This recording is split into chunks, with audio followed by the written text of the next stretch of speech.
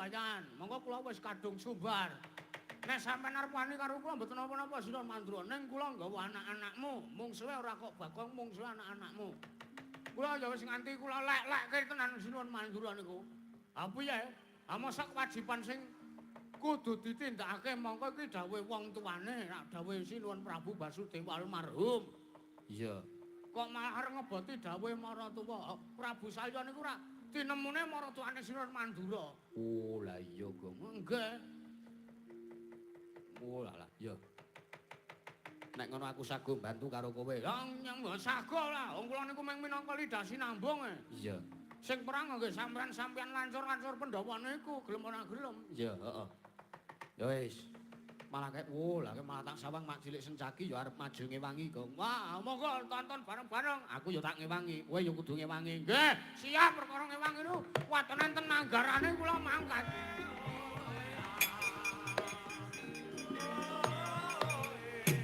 Ayo. Wah.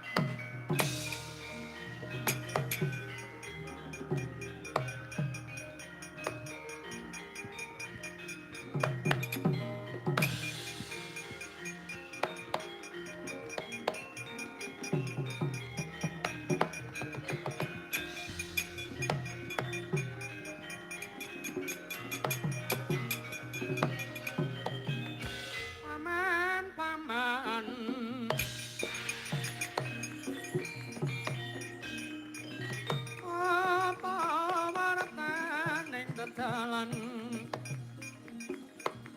ning dalan akeh wong mati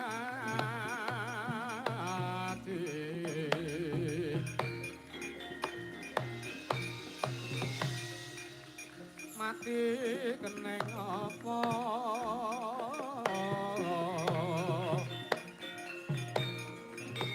mati suduk sarira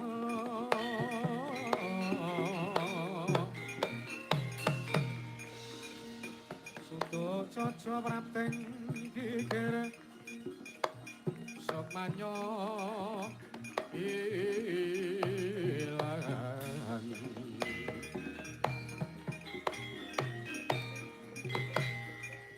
Paraganyo terus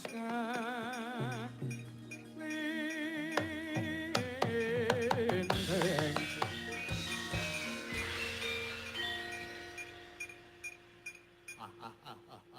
Watadi cah bedebah menungso ora tatanan tak kira yen to lancur-lancur Pandhawa kuwi duweni watak satriya lah jebule kok ora malah iki tak sawang sing ngadepi karo para Sata Kurawa pangombyonging Raden Burisrawa dudu Bagong dudu lancur Pandhawa malah iki Senopati Ndrawati apa abanu ora sadadak kowe ketemu karo lancur-lancur Pandhawa. Mergo kowe tak kira ora bakal bisa kundruke kelawan Setyaki. Walah keparat.